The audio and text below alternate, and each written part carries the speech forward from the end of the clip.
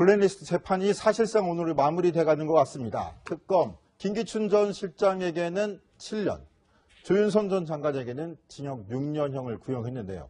자, 강병규 기자. 네. 두 사람 선고 약간 차이가 있는데 왜 그런 건가요? 예, 저 큰 화면 보시면서 설명해 드리겠습니다. 구형이었습니다. 예, 구형입니다. 예, 블랙리스트 재판 147일 만에 이제 결심 공판이 오늘 열렸습니다. 이 자리에서 방금 홍 데스크께서 말씀하신 대로 특검이 구형한 것은 김기춘 전 비서실장은 7년, 그리고 조윤선 전 장관은 6년형을 구형했습니다. 이렇게 일단 차이가 나는 이유가 1년 차이가 나는 이유가 아무래도 김기춘 전 비서실장이 대통령과 더 가까이 있었고 가지고 있는 직권이 더욱 컸기 때문에 이런 구형 연수의 차이가 좀 났다는 그런 분석이 나오고 있습니다. 자, 이 구형한 사유로는 우선 김기춘 전 비서실장과 조윤선 전 장관의 경우 네 편, 네 편 갈라서 나라를 분열시켰다. 이런 사유도 있고요. 하나는 대통령 잘못에 똑같이 동조를 했다. 이런 얘기가 이유로 제시가 됐습니다. 그 밖에도 김종덕 전 문화체육관광부 장관, 그리고 신동철 전 청와대 정무비서관, 그리고 정관주 전 문화체육관광부 1차관, 모두 직권남용 권리행사 방해 혐의로 징역 5년형을 구형받았습니다. 네, 그런데 어쨌든 저 김기춘 전 실장, 조윤선 전 장관 혐의를 끝까지 부인했잖아요. 네, 그렇습니다. 오늘은 좀 어떤 모습이었습니까? 네, 오늘도 마찬가지였습니다. 일단 김기춘 전 비서실장의 얘기를 좀 해봐야 될 것 같은데 오늘도 모든 혐의를 부인하면서 몇 가지 눈에 띄는 용어들을 사용을 했습니다. 아무리 의견을 취합해도 사실관계는 변하지 않는다 이러면서 자신은 죄가 없다고 끝까지 주장을 했고요. 탄핵 성사를 위해서 본인을 고리로 활용한 것뿐이다. 특검과 검찰이 김기춘 전 비서실장 본인을 고리로 활용을 해서 박근혜 전 대통령을 탄핵시키려는 이러한 행위를 했다. 이렇게 주장을 했습니다. 특히나 법조인 출신이지 않습니까? 그렇기 때문에 공소기각이라는 다소 어려운 단어를 사용을 했습니다.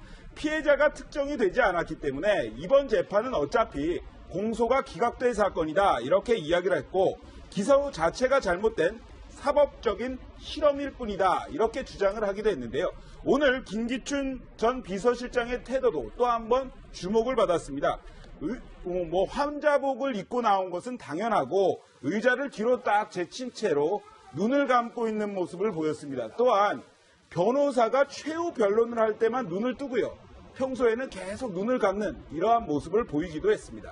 네, 방금 들어온 속보부터 전해드리도록 하겠습니다. 청와대가 장차관급 인사에 대한 추가 인선을 발표했는데요. 자, 산업자원통상부 장관의 백운규 한양대 교수, 보건복지부 장관의 박능우 경기대 교수, 방통위원장의 이효성 성균관대 교수, 금융위원장의 최종구 한국수출입은행장을 추가로 임명 예정이라고 내정했습니다. 자, 이렇게 보면은 교수 출신들이 상당히 좀 많이 포진을 하는 것 같고요. 특히 백운규 산자부 장관 후보자와 박능우 보건복지부 장관 후보자는 문재인 대통령 후보 시절에 캠프에도 참여했던 인사들로 알려져 있습니다. 추가로 전해 들어온 소식 있으면 속보로 계속 전해드리도록 하겠습니다.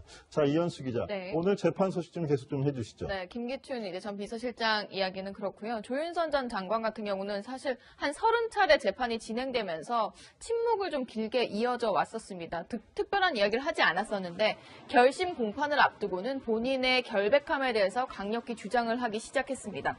특검 측에서 그 블랙리스트 관련 보고를 2014년도에 했었지 않느냐라고 하자 조 전 장관은 보고받은 서류가 너무 많아서 보지도 않고 당시에 버렸었다라고 이야기를 하기도 했고요. 그리고 조윤선 전 장관은 블랙리스트 사건을 그때 알았다면 당장 중단시켰을 거다. 이렇게 이야기하면서 눈물을 보이기도 했습니다. 사실 조 전 장관 경우는 눈물을 많이 보이기도 했는데요. 재판 받을 때 억울함의 표시이기도 했고요.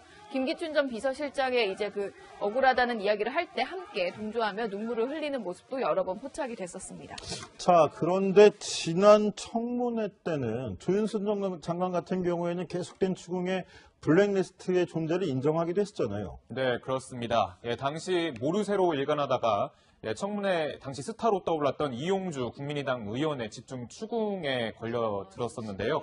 결국 블랙리스트의 존재를 인정했었습니다. 당시 청문회 모습 준비했습니다. 한번 보시겠습니다. 조윤선 이름이라는 것을 명예를 걸고 대답을 하세요. 블랙리스트가 존재하는 게 맞습니까? 안 맞습니까?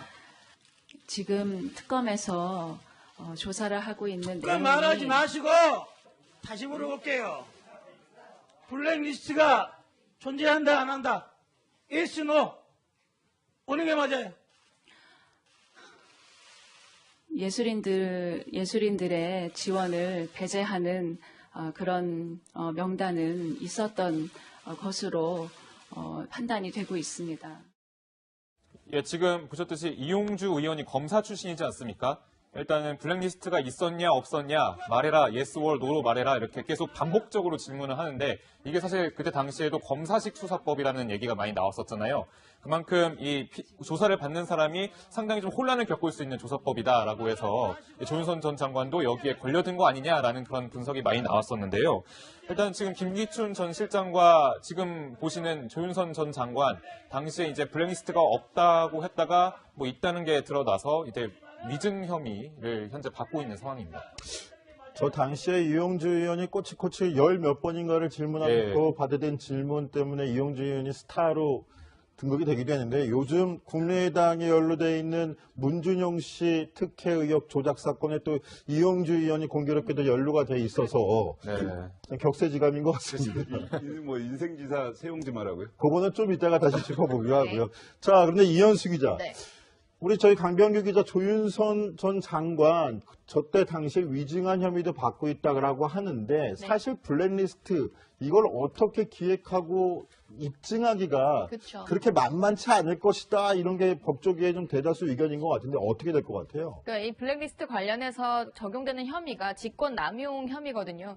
이 직권남용 혐의 자체가 법조계에서는 좀 입증하기가 어렵다. 그래서 검찰에서 특검에서 구형은 7년, 6년을 했지만 그만큼 실제로 나올 수 있을지 모르겠다라고 얘기가 나오고 있습니다. 실제로 김기춘 전 비서실장 변호인을 통해서 한 이야기 같은 경우는 이 블랙리스트 관련해서 정책 결정이었다라고 이야기를 했고 정책 결정은 범죄가 될 수 없다라고 주장을 하고 있고요. 10년간 진보 세력으로 편향됐던 걸 뭔가 비정상의 정상화를 한 거다. 직권 남용이 아니라 국정 운영이었다라고 주장을 하고 있습니다. 그러니까 이 경계를 어디까지가 국정 운영이고 어디까지가 직권을 남용한 것인지에 대한 재판부의 판단이 중요할 것 같은데요. 그래서 이 재판을 지켜보는 이제 공직자들도 사실 관심이 남다릅니다. 이번에 특검이 주장한 걸 보면 박근혜 전 대통령의 잘못을 바로잡기는커녕 사실을 말하려고 하는 사람들이 입조차 막았다. 그런 것도 직권남용 혐의에 모두 다 넣어놓았거든요. 그래서 무거운 처벌이 필요하다는 게 박영수 특검의 주장이었는데 여기에 어떤 판단을 해주느냐에 따라서 이제 새 대통령 그리고 새 대통령을 모시는 공직자들에게 어떤 메시지가 전달되느냐가 갈려질 것 같습니다.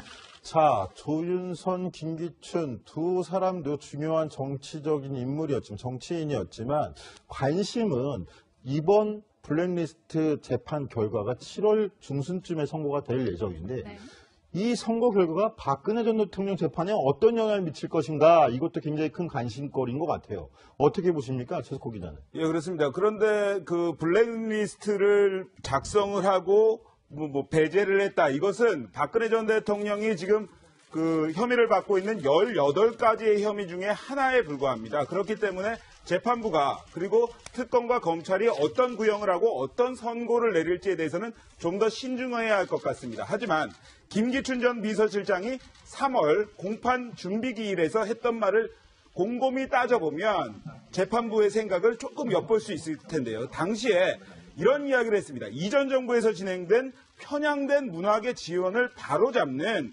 박근혜 정부의 비정상화의 정상화였을 뿐이고 이것은 직권남용이 될 수 없다고 주장을 했습니다. 하지만 재판부는 아니다. 이것은 직권남용이 맞다. 이렇게 내릴 검찰은 일단 7년, 6년을 구형하지 않았습니까? 하기 때문에 박 전 대통령 같은 경우에도 이 직권남용 혐의에 대해서 특검은 상당한 형을 내릴 겁니다. 왜냐하면요. 김기춘 전 비서실장이 왜 7년을 받았고 조윤선 전 장관이 왜 6년을 받았습니까? 김기춘 전 비서실장 같은 경우에 더 많은 권력, 권리를 가지고 있다고 판단했기 때문입니다. 그 권력을 박근혜 전 대통령이 덜 가지고 있었을까? 그것은 검찰과 재판부가 아주 냉철히 판단할 것입니다. 네, 그런 부분에서 박근혜 대통령이 직접 지시사항이 있느냐, 뭐 이런 것도 재판 과정에서 밝혀져야지 그렇게 연결될 수 있는 고리인 것 같고요. 자, 박근혜 전 대통령 얘기 나왔으니까 한번 이 문제 짚어봐야 될 것 같습니다. 지난 주말이었죠. 금요일 날 재판에서 네. 박근혜 대통령이 굉장히 좀 어지럼증을 호소하고 엎어지기도 했다. 이 소식 전해드렸는데 네. 오늘 또 재판이 열렸어요. 건강 문제 이상이 없는지 이렇게 좀 이게 뭐 또 전략이 아니냐 이렇게 해석도 나오고 마찬가지로 최순실 씨, 김기춘 전 비서실장도 건강 문제를 호소하고 있다는데 어떻게 된 일입니까? 네, 말씀하신 대로 사실 변호인들 사이에서 이제 볼멘 소리가 많이 나오고 있습니다. 이 피고인들의 건강 상태 너무 염두에 두지 않고 재판을 진행하는 거 아니냐 이런 얘기가 나오고 있는데, 자, 저희가 간략하게 요약을 해 보았는데요. 자, 그래서 박근혜 전 대통령은 뭐 어지럼증, 허리 통증, 특히 방금 말씀하신 대로 지난주 금요일에는 갑자기 책상 위에 엎어져서 재판이 중단되는 사태도 있었고요. 그리고 우리가 늘 설명을 해드렸듯이 이 손목보호대를 차고 나왔을 정도로 사실 건강이 안 좋다라는 것을 꾸준하게 좀 암시를 해왔었습니다. 이에 대해서 유영하 변호인은 주 사회재판, 전 세계에 유례없는 재판이다라고 이제 주장을 하고 있는 상황이고요. 대표적으로 김기춘 전 대통령 비서실장도 똑같이 심장병을 앓고 있다면서 이 주먹만한 심장에 금속 8개가 꽂혀 있다면서 보석을 받아주기를 요구를 하기도 했었습니다.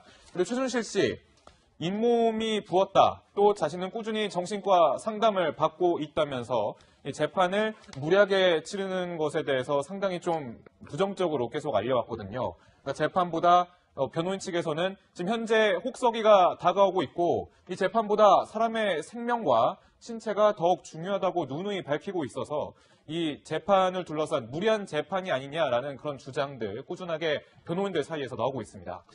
자, 건강에 이상이 있을 것 같다. 무리한 재판이다. 이렇게 하면은 뭐 구치소 측이나 재판부의 직권으로 건강 상태를 한 번 더 체크해 볼 수 있는 것도 방법일 텐데 그런 방법이 채택이 됐나요? 오늘 재판에서 뭐 그런 논의가 없었습니까? 네, 이제 구체적으로 지금 박 전 대통령의 건강이 어디가 안 좋은지가 알려지지 않고 있는데요. 오늘 유영하 변호사의 이야기를 들으면 곧 밝혀질 것 같습니다. 유영하 변호사가 그동안 박 전 대통령의 건강 상태 자체가 대통령의 건강 이야기라서 기밀이어서 공개를 안 했었는데 관련 자료를 재판부에 제출을 하겠다라고 밝혔습니다. 지금 알려져 있는 건 뭐 만성 신부전증으로 고생을 한다, 뭐 몸이 붓고 통증이 있다라는 이야기 정도만 알려져 있는데요. 자료를 제출하면 어떤 건강상의 이유인지 알려질 것 같고요. 그리고 이제 재판부에서는 주 4회를 주 3회로 줄이게 되면 오히려 밤늦게까지 진행되고 더 체력적으로 안 좋을 수도 있다라고 이야기를 하고 있지만 유영하 변호사 측에서는 그래도 주 3회로 줄여서 뭔가 재판을 지연시키려는 꼼수가 아니라 건강이 안 좋아져서 박 전 대통령이 법정에서 쓰러지기라도 하면 입원을 하고 검진을 해야 되고 더 재판이 지연될 수 있으니 건강을 챙길 수 있는 시간을 좀 달라라고 다시 한번 요청을 한 상황입니다. 금요일 재판에서 박근혜 대통령 지지자들이 한 발언도 좀 깜짝 놀랐는데요. 우리 대통령 어디 뭐 죽기라도 하면 가만히 안 두겠다 이런 식으로 해가지고 검찰과 재판부를 둘 다 겨냥하는 모습까지 보여줬다는데, 자, 그런데 이렇게 건강을 해치는 것도 문제다 이렇게 주장들을 하잖아요. 박근혜 대통령 지지자들 입장에서. 이거 어떻게 생각하십니까? 네, 재판부 입장에서 많이 고민이 될 것 같습니다. 사실 한없이 재판을 할 수만은 없는 상황이고 지금 그때 그 전에 전해드릴 때 증인들이 100명 가까이 되고 그 증인들 신문하는 데만 1년이 걸릴지도 모른다라는 이야기가 나왔었는데 하지만 또 뭐 피고 재판을 받는 당사자들의 건강 상태도 중요한 부분이기 때문에 이번에 유영하 변호사가 자료를 제출하고 재판부도 한번 검토를 해본다는 입장이어서 결과가 어떻게 나올지 관심이 모아지고 있습니다. 네, 그 박근혜 전 대통령 건강 문제는요. 오늘 오전에 열린 바른정당 최고위원회에서도 언급이 됐습니다. 그 법은 만인에게 평등하다 이런 이야기를 주호영 원내대표가 했는데요. 그 발언 한번 들어보시죠. 지난달부터는 일주일에 4일씩 아침부터 늦은 밤까지 재판을 강행하고 있습니다. 일요일날, 토요일날이 면회가 안 되는 걸 감안하면 4일 재판을 준비할 수 있는 날은 하루밖에 없습니다. 법은 만인에게 평등합니다. 형사소송법의 취지가 살아날 수 있는 재판 진행을 재판부가 심각하게 고려해 주기를 말씀드립니다. 주호영 원내대표 같은 경우에는 부장판사 출신입니다. 그래서 판사 입장에서 저런 얘기를 했을까? 아니면 정치를 하는 사람으로서 저런 이야기를 했을까? 뭐 시선이 집중되기도 했는데요. 사실은 우리가 보면 조금은 정치권의 한 사람으로서 이야기를 하지 않았을까? 이러한 분석이 나옵니다. 왜냐하면요. 내년 지방선거가 있단 말입니다. 그것을 이제 준비를 하려면 보수층을 결집을 시켜야 하는데 그것에 하나의 화두가 박근혜 전 대통령이지 않겠습니까? 하기 때문에 박근혜 전 대통령 이야기를 범야권에서 계속 발언이 나오고 있는 게 사실입니다. 그렇기 때문에 주호영 원내대표도 오늘 박근혜 전 대통령의 건강 상태를 한 번 더 얘기하지 않았겠느냐, 이러한 분석이 강합니다. 자, 우리 최석호 기자의 분석이 좀 독특해가지고 한번 다시 짚어보고 싶은데, 자, 박근혜 전 대통령이 싫어서 자유한국당에서 예전 새누리당에서 뛰쳐나온 거죠. 새누리당에서 뛰쳐나온 바른정당의 원내대표가 내년 지방선거까지 염두에 두고 박근혜 전 대통령에 대해서 무작정 편은 들 수 없으니까 네, 그렇죠. 자, 건강에라도 이상이 없도록 좀 세심한 배려가 필요한 거 아니냐, 이렇게 언급했을 가능성이 있다는 거죠. 예, 그렇습니다. 그렇게 하면서 보수층이 지금 바른정당이 웬만큼 대선을 끝나고 나서 인지도를 높인 상황 아니겠습니까? 그렇기 때문에 바른정당 입장에서는 보수층이 조금씩 바른정당으로 들어오기를 바라고 있습니다. 그렇기 때문에 박근혜 전 대통령을 발언을 이어가면서 조금씩 자기네 정당으로 오게 하는 그러한 효과를 내고 있는 것 같습니다. 자, 이현수 기자, 이거 주호영 원내대표한테 네. 꼭 좀 확인 좀 해주세요. 또 마침 또 주호영 원내대표 지역구가 대구에 또 터전을 그렇죠. 두고 있지 않습니까? 박근혜 전 대통령하고 겹치는 부분도 있는데 그런 부분이 또 감안된 건지 이거 꼭 주호영 원내대표한테 네. 확인해가지고 알겠습니다. 답을 좀 주시기 바라겠습니다. 자, 강병규 기자, 이런 와중에 최순실 씨의 딸이죠. 또 이화여대 학사농단의 주인공인 정유라 씨가 예. 검찰에 5번째로 오늘 불려 나왔다는데 예. 무슨 이유 때문입니까? 예, 그러니까 추가 조사 때문에 이제 출석을 했는데 벌써 말씀하신 대로 5번째입니다. 그러니까 이제 지금 출석 영상을 보고 계신데 이 차가 포토라인을 깨기 위해서 이제 깊숙하게 들어오더라도 이제 기자들이 오히려 이것을 방어할 수 있을 정도로 많이 익숙해진 상황입니다. 오늘 어떤 내용 조사를 받느냐, 최 씨로부터 들은 게 있느냐라는 그런 질문들을 했지만 아무런 얘기도 하지 않고 이제 들어갔는데요. 아무래도 자신의 수사에 불리할 수 있을까봐 이렇게 입을 열지 않고 있는 걸로 보입니다. 자, 이제 국정농단 사건에 대한 수사 막바지로 다다르는 것 같고요. 재판 역시도 1심 선고들을 줄줄이 다 앞두고 있는 모양새인 것 같습니다. 이런 와중에 지금 정치권에서는 아마 최석호 기자의 말대로 분석대로 내년 지방선거에 이 재판이 또 어떻게 영향을 미칠지 관심이 집중되어 있을 텐데요.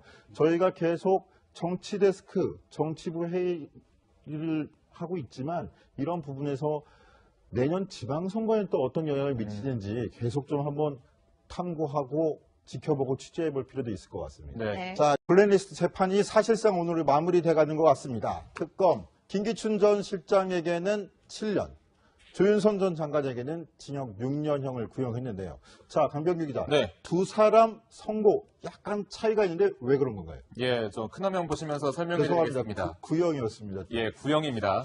예, 블랙리스트 재판 147일 만에 이제 결심 공판이 오늘 열렸습니다. 이 자리에서 방금 홍 데스크께서 말씀하신 대로 특검이 구형한 것은 김기춘 전 비서실장은 7년, 그리고 조윤선 전 장관은 6년형을 구형했습니다. 이렇게 일단 차이가 나는 이유가 1년 차이가 나는 이유가 아무래도 김기춘 전 비서실장이 대통령과 더 가까이 있었고 가지고 때문에 이번 재판은 어차피 공소가 기각될 사건이다, 이렇게 이야기를 했고 기소 자체가 잘못된 사법적인 실험일 뿐이다, 이렇게 주장을 하기도 했는데요.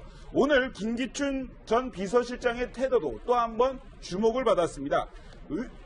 환자복을 입고 나온 것은 당연하고 의자를 뒤로 딱 제친 채로 눈을 감고 있는 모습을 보였습니다. 또한 변호사가 최후 변론을 할 때만 눈을 뜨고요. 평소에는 계속 눈을 감는 이러한 모습을 보이기도 했습니다. 네, 방금 들어온 속보부터 전해드리도록 하겠습니다. 청와대가 장차관급 인사에 대한 추가 인선을 발표했는데요. 자, 산업자원통상부 장관의 백운규 한양대 교수, 보건복지부 장관의 박능우 경기대 교수, 오늘은 좀 어떤 모습이었습니까? 네, 오늘도 마찬가지였습니다. 일단 김기춘 전 비서실장의 얘기를 좀 해봐야 될 것 같은데 오늘도 모든 혐의를 부인하면서 몇 가지 눈에 띄는 용어들을 사용을 했습니다. 아무리 의견을 취합해도 사실관계는 변하지 않는다 이러면서 자신은 죄가 없다고 끝까지 주장을 했고요. 탄핵 성사를 위해서 본인을 고리로 활용한 것뿐이다.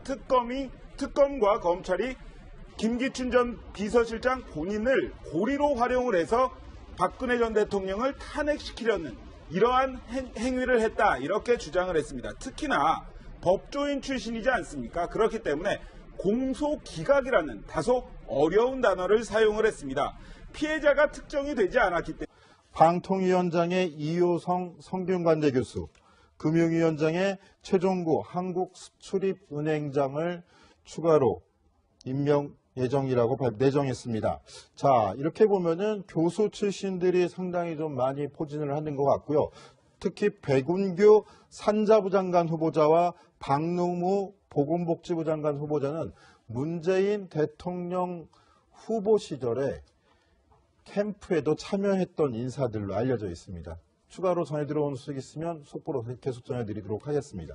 자, 이현수 기자, 네. 오늘 재판 소식 좀 계속 좀 해주시죠. 네, 김기춘 이제 전 비서실장 이야기는 그렇고요. 조윤선 전 장관 같은 경우는 사실 한 30차례 재판이 진행되면서 침묵을 좀 길게 이어져 왔었습니다. 있는 직권이 더욱 컸기 때문에 이런 구형 연수의 차이가 좀 났다는 그런 분석이 나오고 있습니다. 자, 이 구형한 사유로는 우선 김기춘 전 비서실장과 조윤선 전 장관의 경우 네 편, 네 편 갈라서 나라를 분열시켰다. 이런 사유도 있고요. 하나는 대통령 잘못에 똑같이 동조를 했다. 이런 얘기가 이유로 제시가 됐습니다. 그 밖에도 김종덕 전 문화체육관광부 장관, 그리고 신동철 전 청와대 정무비서관, 그리고 정관주 전 문화체육관광부 1차관, 모두 직권남용 권리행사 방해 혐의로 징역 5년형을 구형받았습니다. 네, 그런데 어쨌든 저 김기춘 전 실장, 조윤선 전 장관 혐의를 끝까지 부인했잖아요. 네, 그렇습니다.